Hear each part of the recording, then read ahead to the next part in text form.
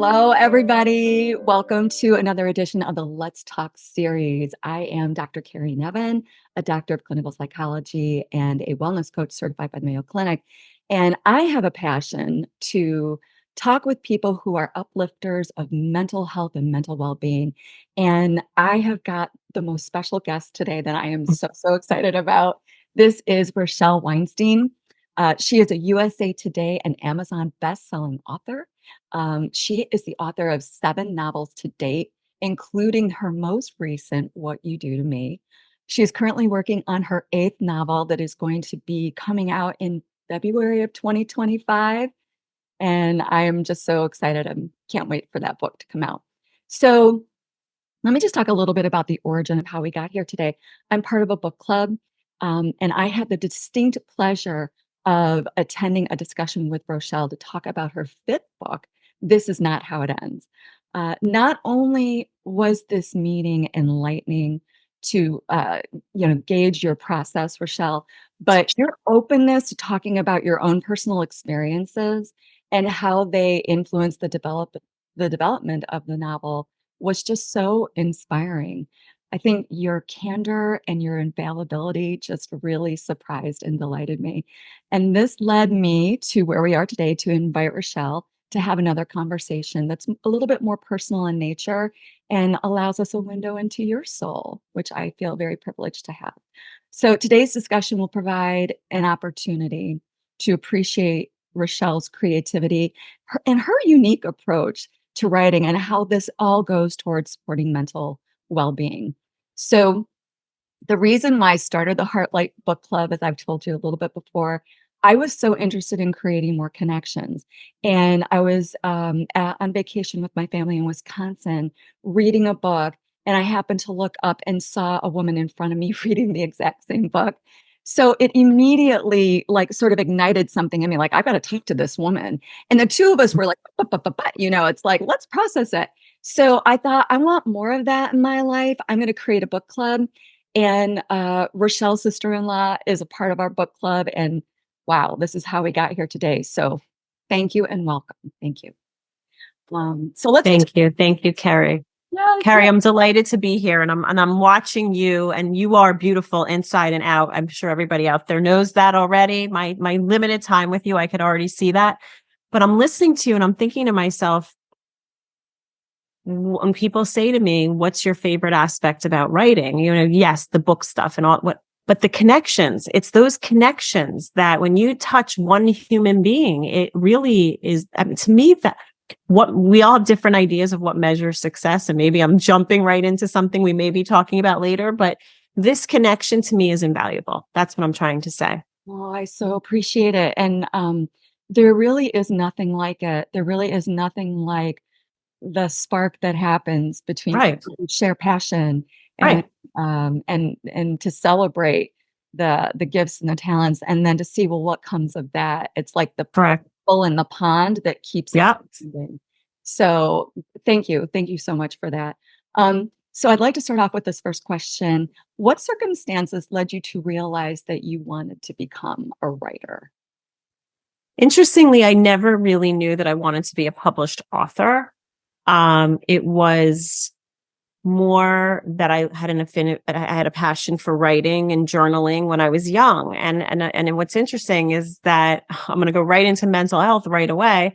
I was the baby of 4 kids, and my parents were divorced, and my father was, he was a young physician. So you know what that's like. And he was always, on call, and, weekends, sometimes we didn't get to see him so much. And he wasn't ever present in our lives. And when I say ever present, I mean ever present, not he was never in our lives, but he was just, my mother was, the real caretaker at the time. And she worked, and I was a latchkey kid. And I say sometimes that my life was full. When you have 4 kids, the house is always full and crowded and noisy. But at the same time, I was lonely and I was alone. And I think that my parents' divorce really had an effect on me.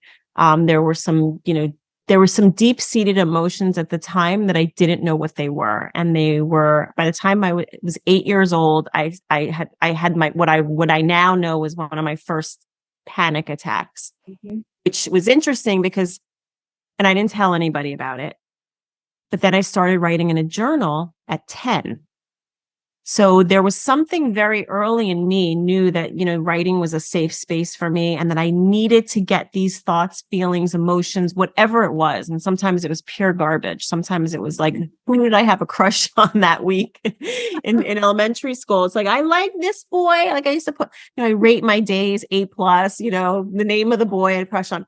But anyway, I knew at that moment that writing was an outlet for me and I loved writing and it just was such a place for me to hone in on those really deep feelings. And I'm thinking that it saved me a lot of ways. So I was a journal writer, never thought I'd be a published author. I didn't think I was good enough, never went to school for it. And I just kept going on and on and on. And I wrote in my journals till I was, interestingly, 21 when I finally told my father, of all people, interesting, that something was wrong with me. I thought it was a medical condition. I thought something was really wrong with me because I was having these like weird feelings, weird thoughts, these symptoms.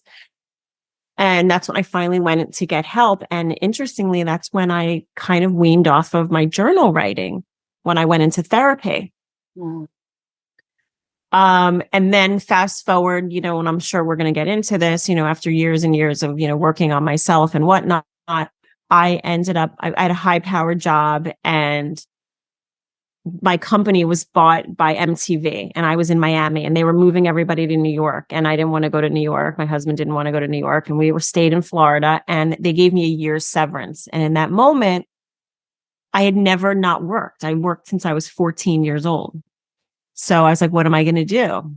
And I always felt that I had this story in me, about a girl and about loss and about grief and about, loving oneself, learning to love oneself. And that was my first book, What You Leave Behind in It. So it was very much like autobiographical. Yeah. I fictionalize all of those emotions, but truly it was like a lark. Like that is truly how my career started. I didn't set out to be some best-selling author. I just was somebody who took my emotions and fictionalized them. Wow. Yeah, that absolutely leads into the next question, which was how much of your, on your blog, people always seem to want to know how much of your stories are about you. And you had this beautiful quote that I so appreciated, and it goes like this quote, it's taking the emotions, the feelings, and the lessons involved in creating something authentic and unique, something that matters. And that is exactly what you did. And do you, like when you were writing that first book, when did you know that you had achieved that purpose, that you had done that special thing that you do in your own unique way?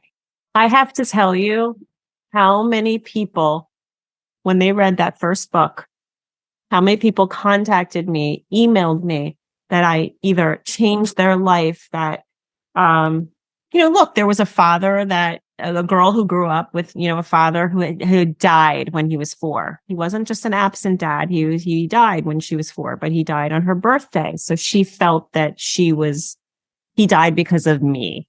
Right. So there was some of those feelings of somebody leaving you because of you and these feelings of self-worth and feelings of being, devalued. So I took, in What We Leave Behind, this girl had to learn to love herself, to truly be loved with mature type of love. We've all gone after the bad boys and those fleeting emotions and those highs and those lows. They're kind of like a drug. Mm-hmm. And the intimacy issues that some of us have faced. And to truly let somebody in and love you in a mature, healthy relationship, you have to love yourself first. So that whole entire book was based on that whole idea. And that was loosely based on my relationship, with a dad who wasn't around so much. And I'm not blaming him. This was just the situation. And, right. and I was a young girl. So it took me how many years of therapy to be able to say, and I've accepted it. And my father's in my life and we have a great relationship today. So it's just, this is just, our life. But from that book alone, I got so many people contacted me, emailed me, just about how it changed their life. And some people went into therapy because of it. Some people found their true love because of it. I mean, when I tell you, and also lastly, and I'm sorry, I'm very long-winded, I feel No, like. please. It's all good.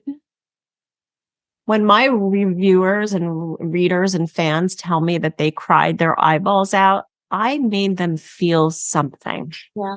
That's when I know that I've succeeded. Yes. Oh my God.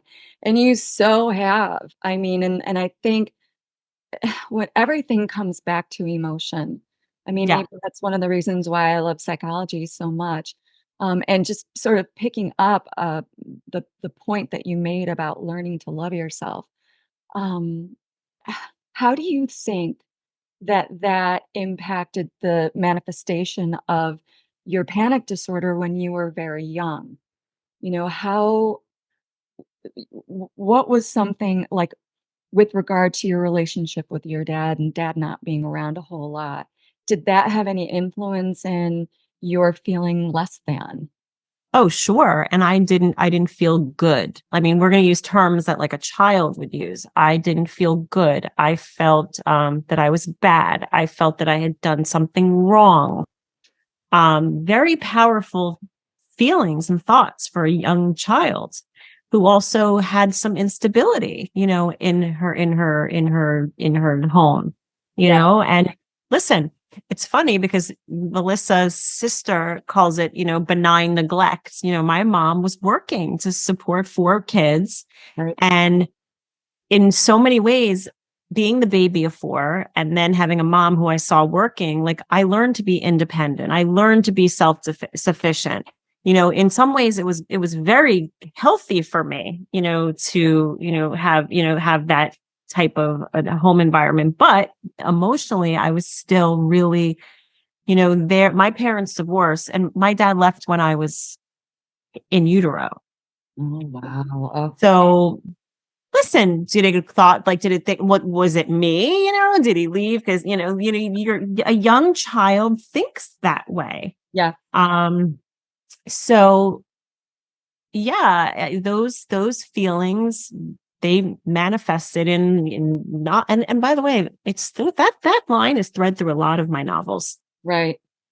Yeah, That feeling of not being good enough, right, right. not being, enough. Right. It's so powerful. And one of the reasons why I wanted to have this interview was because in the first time that we were talking at the book club, you were very candid about panic disorder. And I related with that because I too struggled with that. It started for me at age 12 and, worked, it was just always present into my 30s, but I didn't know what was happening to me. Me Like neither. I didn't know. I had Right. no idea. Right, and it wasn't something that anybody would have really talked about back then. No. Maybe I'm dating myself here, but, you know I'm with you. I'm around your age. totally. So, but I related very, very much to that feeling of not being good enough. My dad, who has since passed, really struggled with bipolar disorder, but of course, nobody knew what that was. Right, right. And it was something that it manifested through intense anger. So there was just a lot of fear, and then something happened like I was reading out loud in class, and all of a sudden I couldn't do it. I couldn't Yeah. talk. And it was like this thing that followed me throughout my whole life. And I guess I'm really interested in understanding how did you overcome it? Like I know you Okay. went into Yeah, yeah, yeah. how did you Remind me of everything I talked about in the book club. Okay, good. Because at our age, I don't remember. Okay, so I do remember. So like you, all of a sudden it was one day, like I couldn't breathe. I thought I was having a heart attack. I thought I was dying. I was having like scary thoughts. Like I was like, what's wrong with me? Am I schizophrenic? Like, am I like going to hurt somebody? Am I going to hurt myself? Like it was things like I couldn't control. And I was so afraid to tell anybody, stigma, stigma, stigma. They're going to think I'm crazy. They're going to kick me out of the house, so I just, I lived in silence. And then you know what you do? You repress, and those feelings become so incredibly powerful because you're holding them in and you're not releasing them. And so it just kept getting worse and worse and worse and worse as I was growing up. And I had periods where I think I went months or maybe even a year without it. I remember writing in my journal, like, it's back. Like, I never even talked about it. I would call it. It's back. God, please help me. Please help me. Please make it go away. Like, those were like, I was like crying out for help. So then at 21, when it got so incredibly bad that I literally didn't think I was in college, and I came home for Christmas break. And it was so bad that I didn't think I could go back to school. I lost like 20 pounds. And, and then what happens is when you had a really bad anxiety, when you have a really bad anxiety episode and you're the doctor, you can get depressed. Like, I was never, yeah. So I couldn't eat. Like, I couldn't swallow. Like, I couldn't get food down. I was just like, I was so hampered, and I was so afraid. I was so afraid to like leave my house. Like,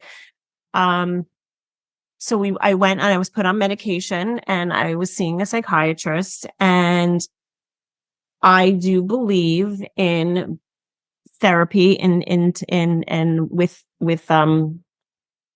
I'm not like, just go on medication. That's not me. I'm like, Right. you need to go on medication for your, some of the symptoms to be relieved, but you got to get to the root of the problem. Correct. So I believe in them in conjunction with one another. So I'm a huge advocate of therapy with medication.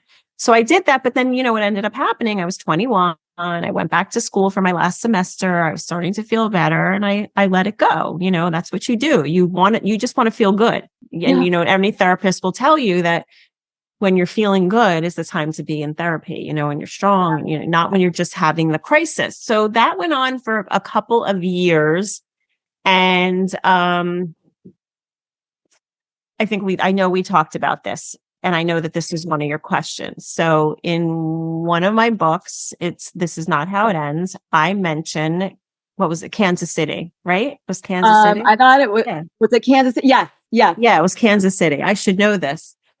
I was getting married, and the stress, in times when I was stressed out, my anxiety obviously was, even if it was nothing to do with it, even if it had nothing to do with wedding planning, my wedding planning is stressful. And my parents were arguing, and my mom was like, I'm not walking down the aisle with your father. And they were fighting about money. And I was like stuck in the middle. And it was like all these deep seated feelings were being like, they were being stirred up, for the wedding. So I was having tons of panic attacks and anxiety before the wedding.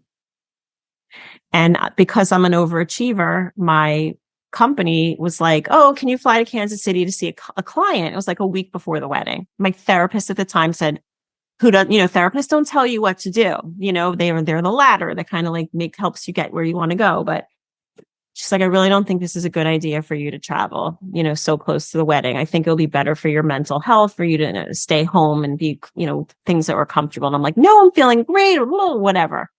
I go, and I have the worst, most debilitating panic attack of probably my life. I was on the floor of a bathroom thinking like I was going to jump out the building. Like, I was so scared for myself.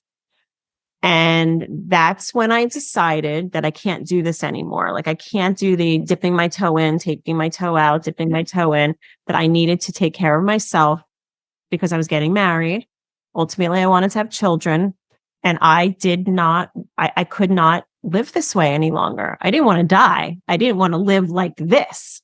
Right. And I made the commitment to go into intensive therapy. I didn't talk about this a lot at the time because people just would not have understood it. Like, my mother would never have understood it. See, interestingly, my father is more of the psychological mind. He was in analysis for years. He was in therapy. I went into analysis for 3 years, 4 days a week. Okay. Wow, I didn't realize it was that intense. In my 20s, very few of my friends knew. My husband obviously knew. We could have bought like 6 homes with what we paid for. My husband was so incredibly supportive, and that's something for everybody to know, like, to have a supportive partner. I mean, my brothers used to joke with Steven and be like, we understand if you wanted to leave her. But he was totally committed. And, I did it for 3 years. And I think back, and that was in my early 30s, I would say. And I had little kids, and driving there was 20 minutes away from my house. It wasn't around the corner. When I think about doing that right now, I don't think I could do it.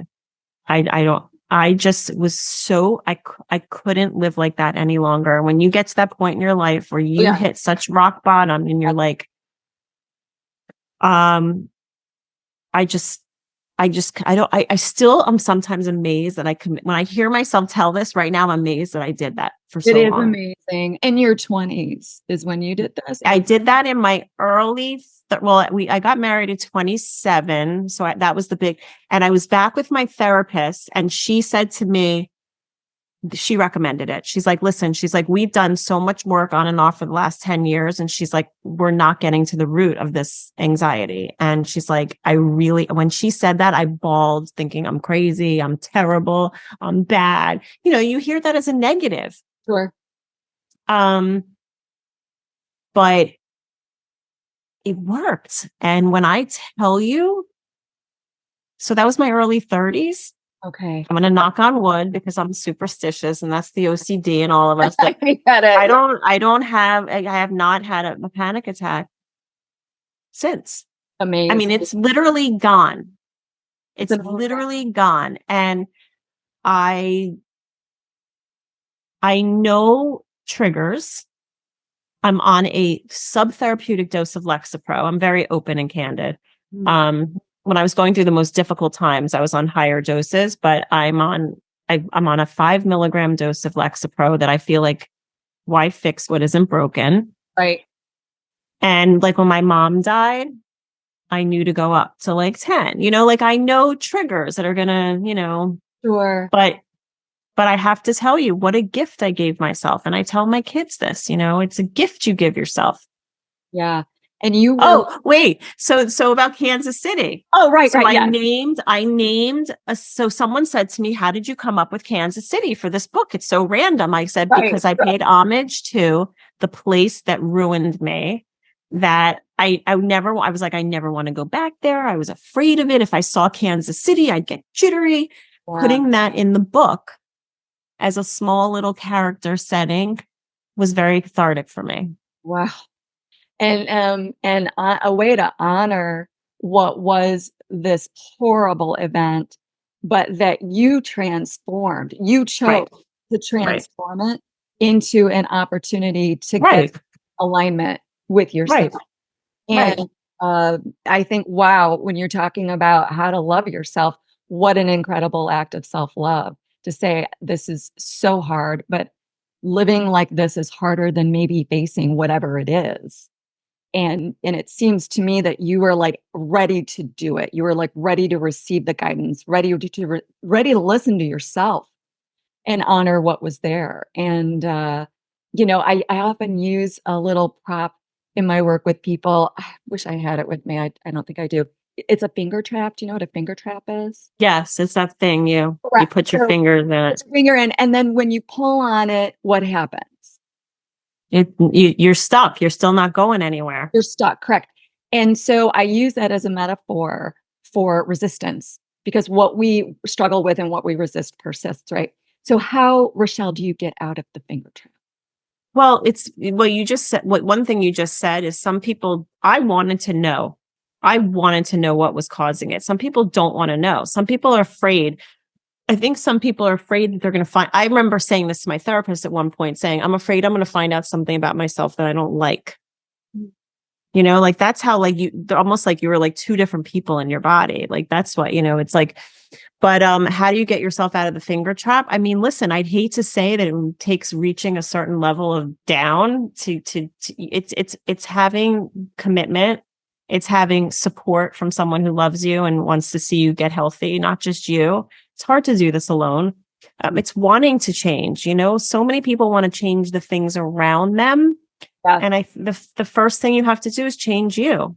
Yep. I mean, we always talk about, oh, you're never, should I say something to so and so? And well, is it going to change that? Are they going to change? No. So you need to change your reactions. It's you. It's up to you to get unstuck, but you have to want to get unstuck.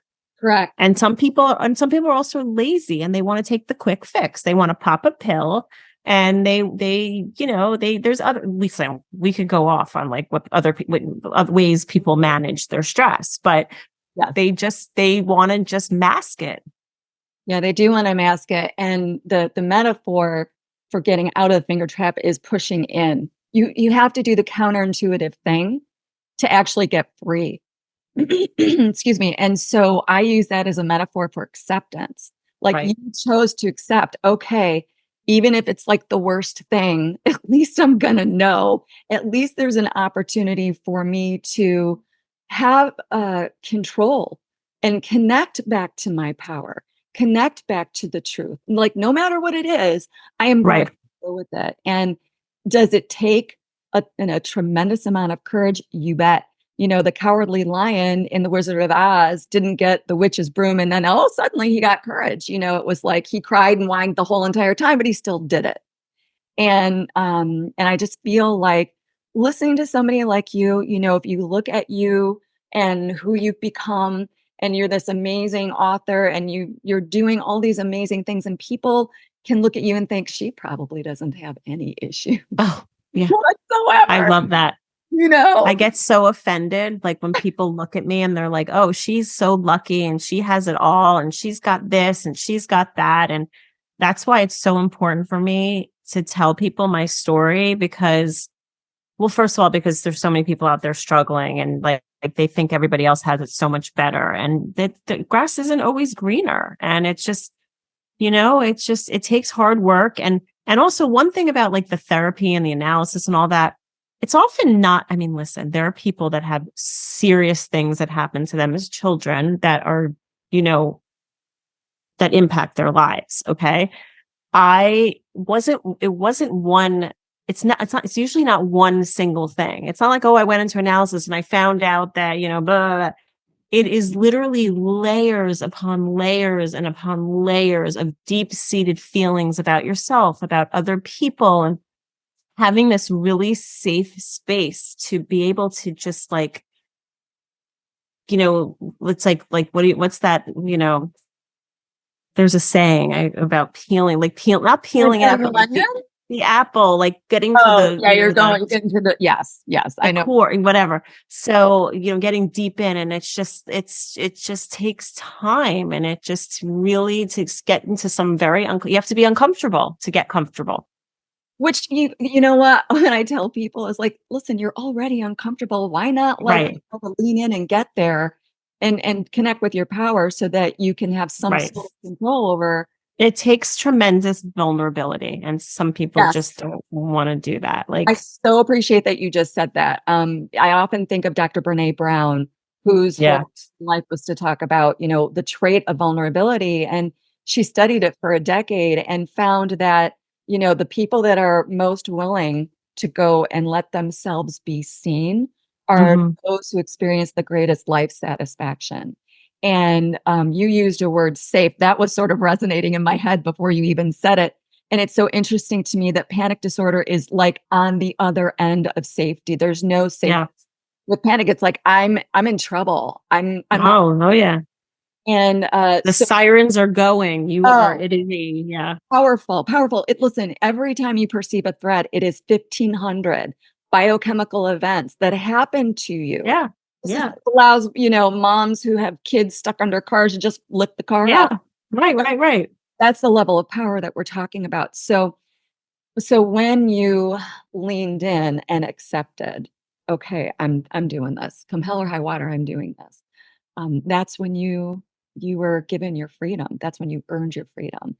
And that to me, it's an inspiration. And so I so appreciate you being so candid and sharing that, because there are so many people, myself included, that struggled with this and, toughed it out. But it's, let's get to the root. So, that you said tough it out. They say it's the strong ones that go into therapy and get the help. 10,000. They're not weak. It's not a crutch. It's not being weak. No, there's nothing. It's being strong. Yeah.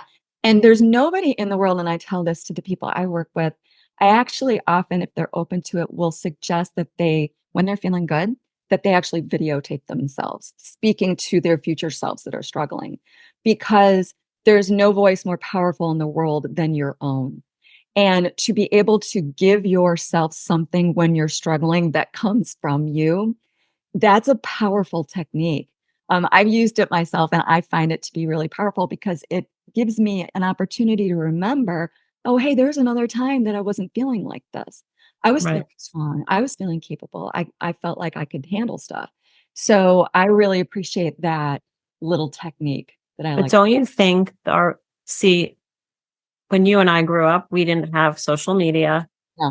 and we didn't have the comparison and, girls online and we're comparing ourselves to, and I wasn't invited to that party. And it's just, I feel like there is a mental health crisis in this country, and a lot of it is, stems from social media.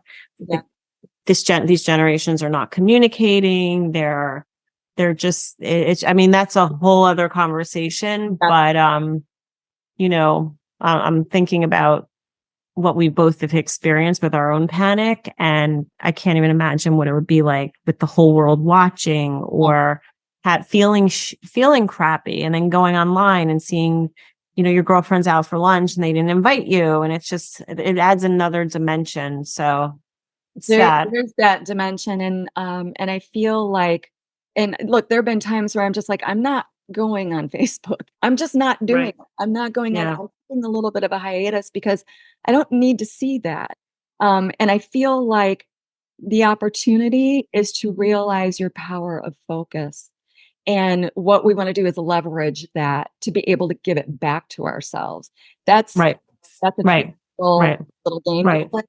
But Right. certainly a mission of mine, certainly when I'm working with, younger girls or young women, to be able to, let's figure out how do we gauge that connection to power. And you're going to know it by how you feel. Like that's our internal guidance system. We always have it. So if I'm looking at something and I'm feeling like, Right. Right. shift my focus, and that Right. reminder, I think that's the biggest thing with panic disorder is like you forget that you have power. You forget all Oh about, yeah. you know. And so to have, somebody like you be talking so openly about, yeah, you know what, I struggled with this and I overcame it and you can too. It's you. I used to not be able to go out for dinner. Like I used to not be able to go places where I had a panic attack because I was afraid that I'd have another panic attack. Exactly. So once like I was sitting at a dinner table and I had a panic attack, I was afraid to go out to dinners because I was like, what if I have a panic attack at the dinner table in front of people? So then I just stopped going out for dinner. My husband and I were like in our early, whatever, 30s, late 20s. And I just like, it completely strips you of power. You are at its mercy. Yeah. Um, Avoiding things, just living in fear. It was exhausting. It was exhausting. But You're here's the not thing. living. You're not living under those. But here's the thing. So many of my girlfriends say, I still can't believe you suffered the way you did because you always looked happy. You always were out. You always looked pretty, which by the way, I hate that compliment. It's like, I just feel like it just doesn't go near to who I am inside, you Right. know? Um, so many people can't believe it because I was strong and I was able to hold myself together, and go out and put on that fake smile. And then I'd come home and I'd be like, thank God I survived. Right. And it wasn't like this 24/7. There was periods where you're No. completely are fine and you're not Yeah. suffering and whatnot. But then there's like just moments where it's difficult. And um, yeah, it's funny because people see you, it's perspective, and people don't really know what's going on behind closed doors, like People anything. don't know. It's all perspective. And it really depends on which lens you're looking through that allows you the feedback of your emotions. And so, Right. I'd like to shift into talking a little bit about your most recent book, What You Do to Me. Okay, first of all, I can't get the song out of my head. Sorry. No, no, no. And I love it. I love it. I actually took the time to like listen to the lyrics, and it's just such a beautiful song. And this is where I want to pull in your beautiful, unique vision and your creativity and what makes you unique. You have a fantastic playlist for not, I think not one, but two playlists for Yeah. that book. Yeah. Mm-hmm. And you mentioned on your blog that this book is influenced by the song "Hey There, Delilah" by the Plain White T's. And on your blog, you wrote, quote, "I love the song so much that I decided to set the book around the emotion and the lyrics, like creativity." So, what I'd love to talk about is, can you discuss how this idea came to be, what was involved in putting those pieces together, and the relationships that were created because of the book and how it changed your life?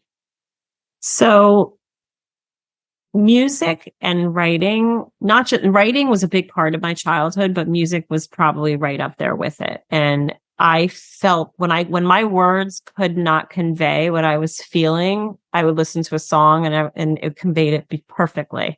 And I listened to music and I cried and I just it just really touched on some of my deep emotions. Some of I don't know if it was the melodies or if it was the words, but music has always had a big effect on me, my mind.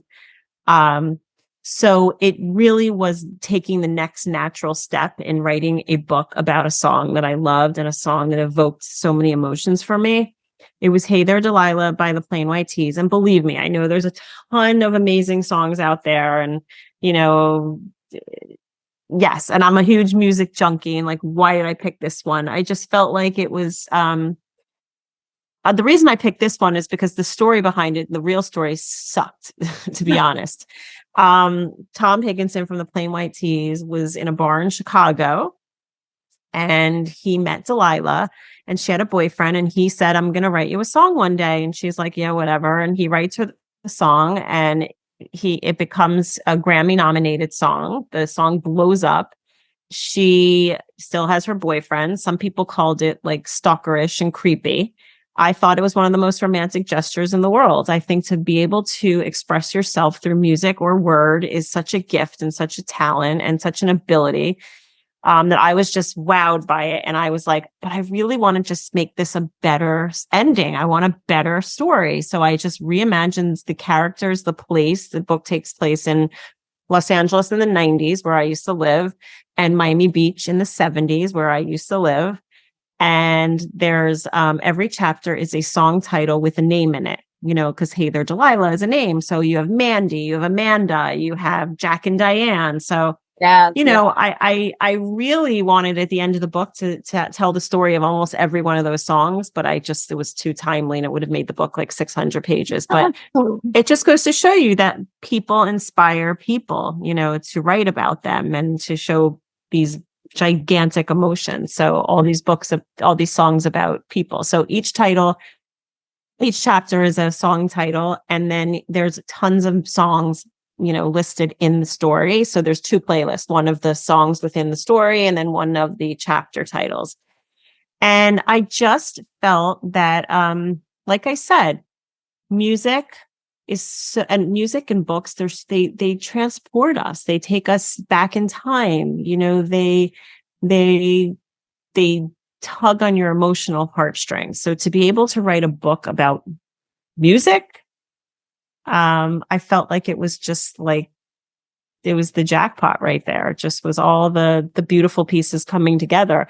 So Tom Higginson, a friend of mine in the music business, knew him and he put us in touch and it was great. He always made me he was always like the last minute guy. Like if we had a deadline of October 12th, he was like texting me October 12th in the morning. "Don't worry, Rochelle, I've got this covered."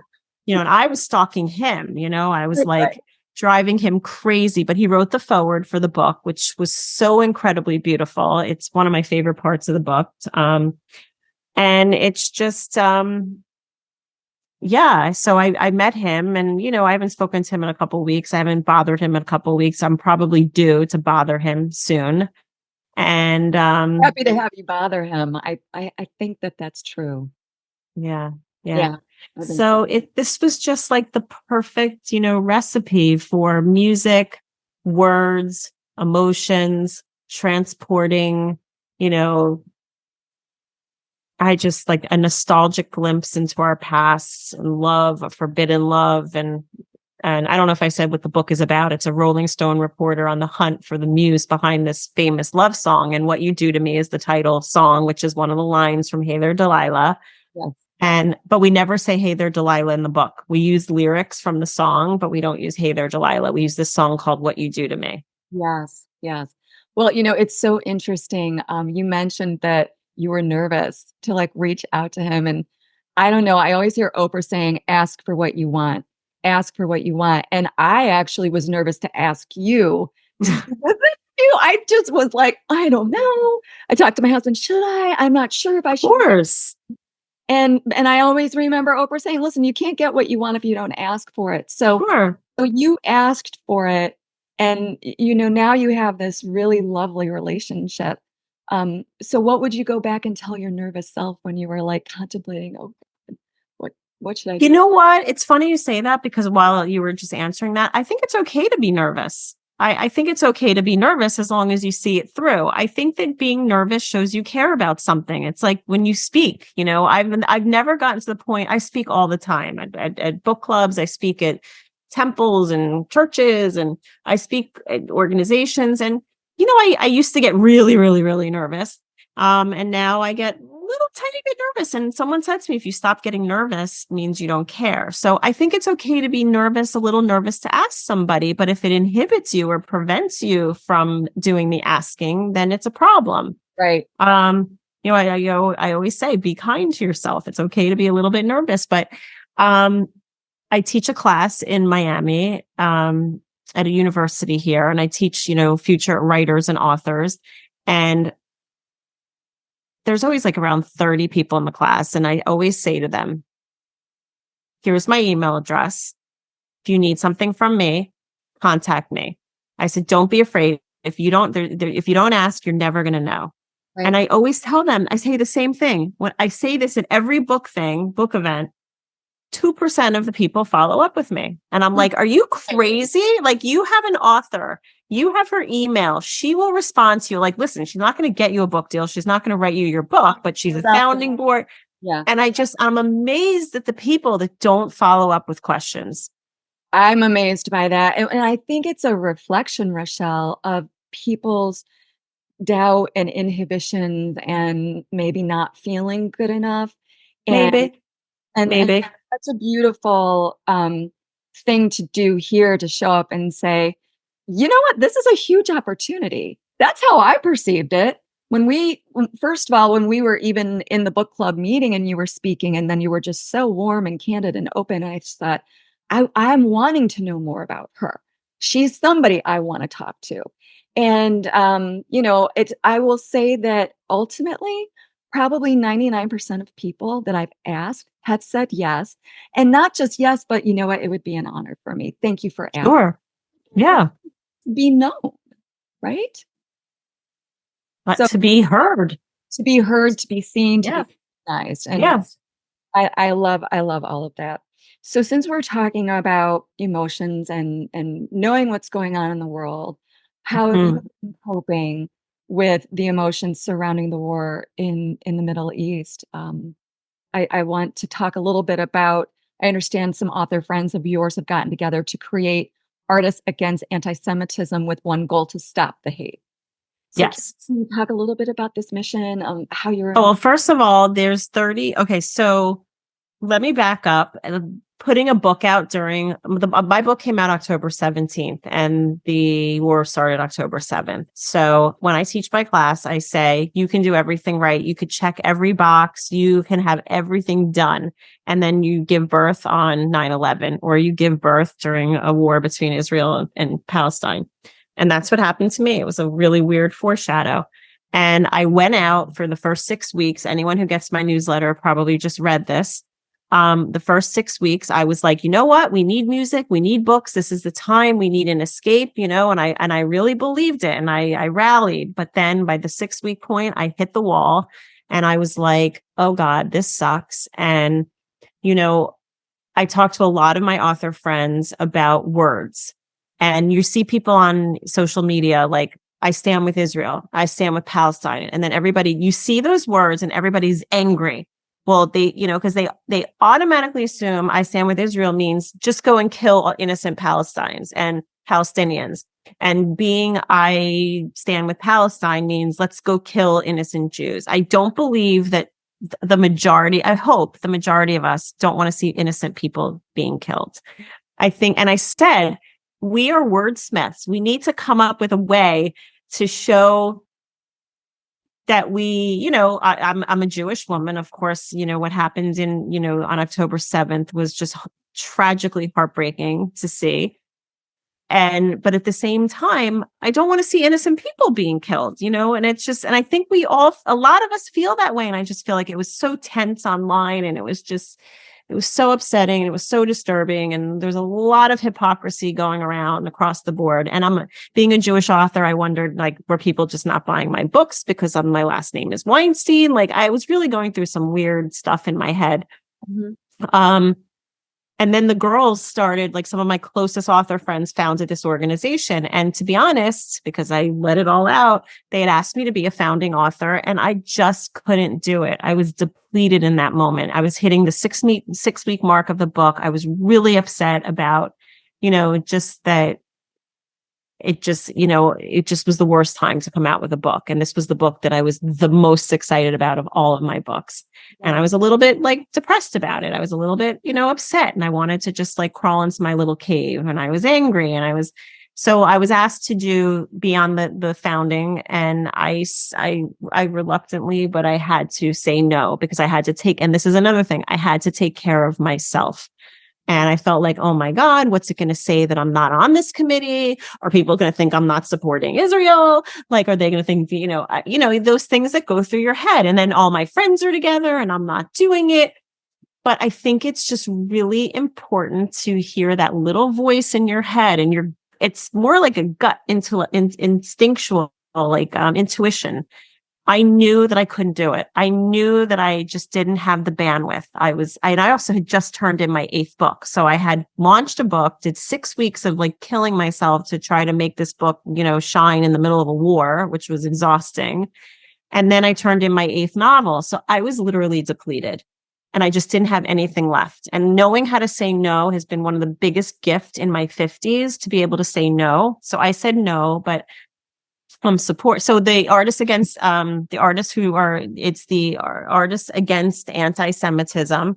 They're about 30 authors and Jewish authors, and their mission is to educate and provide resources and to fight anti-Semitism, in the schools and in our communities. So they're doing this online auction, and their first event is this online auction, and today is the very last day.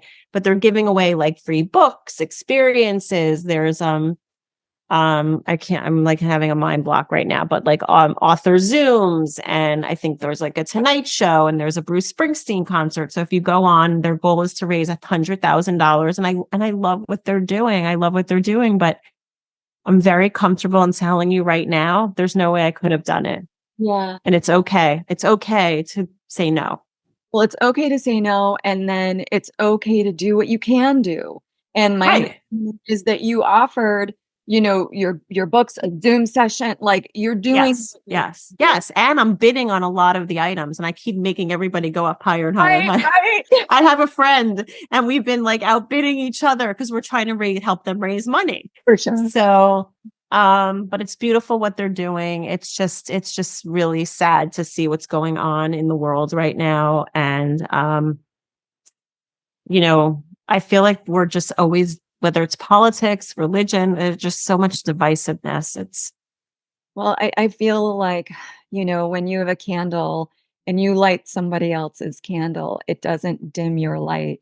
It Right. just brings more brightness. It brings more light. It brings more understanding in.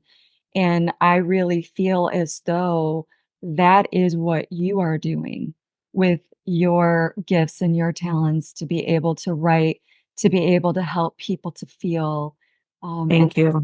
be able to be known. And I just so appreciate what you're doing. It's so inspiring. It's making me think, like, well, I've always been wanting to do something a little bit more outside of one room with one person. I'd like to do something a lot bigger. What the world would that look like? And I don't have a clue as to what that is. But No, but keep thinking about it, it'll come to you.